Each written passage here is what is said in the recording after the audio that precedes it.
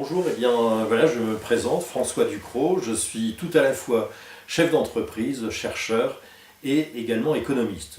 Je viens de publier des éléments d'une thèse de doctorat en économie de développement et cette thèse portait sur le stockage de produits frais.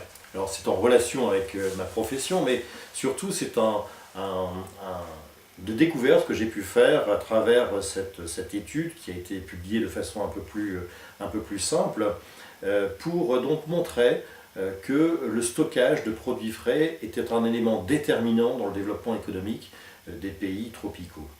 Et je prends plusieurs exemples pour cela et en particulier j'essaie de montrer que le gaspillage aujourd'hui qui est gigantesque, c'est-à-dire qu'il peut être évalué à 30-50% de la production, cette perte en récolte est énorme et cause un préjudice considérable au pays.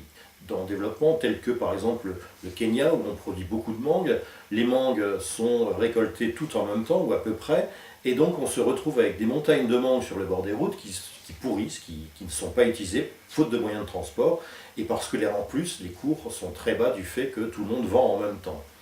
Et donc le stockage des produits frais est un véritable problème pour les pays en développement. Donc partant de ce constat, j'ai commencé à travailler sur le sujet dans un cadre universitaire, mais également avec l'expérience que je peux avoir de responsable d'entreprise et de chercheur.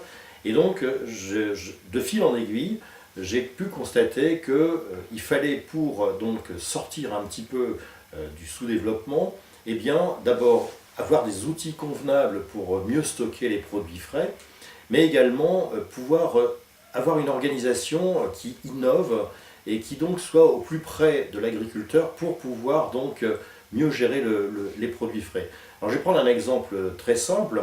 Le pêcheur qui est sur le fleuve du Congo et qui régulièrement tous les jours part avec sa pirogue le matin pour rapporter quelques poissons, et bien ces quelques poissons, il est obligé de les consommer très rapidement puisque le poisson, si par exemple un poisson-chat se conserve 12 jours à 0 degré, il va se conserver tous les 5 degrés, moitié moins. C'est-à-dire qu'à 5 degrés, il se conservera 6 jours, à 10 degrés, il se conservera 3 jours, etc. Et donc, forcément, quand on sort le poisson de l'eau, eh bien, ce poisson est très rapidement impropre à la consommation. Et donc, il faut le consommer très vite. Ce qui fait que les gens qui pêchent sur leur pirogue sur le fleuve, eh bien, sont obligés de pêcher de très petites quantités, sinon ils restent avec ces poissons et sont incapables de les distribuer.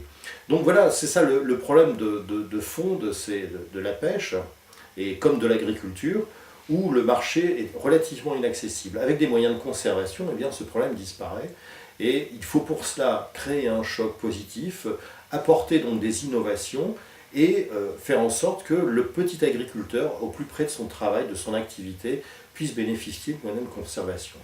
Alors, évidemment, je résume de façon très succincte tout ce qui peut être dit dans cet ouvrage que je vous laisserai découvrir si vous voulez le lire.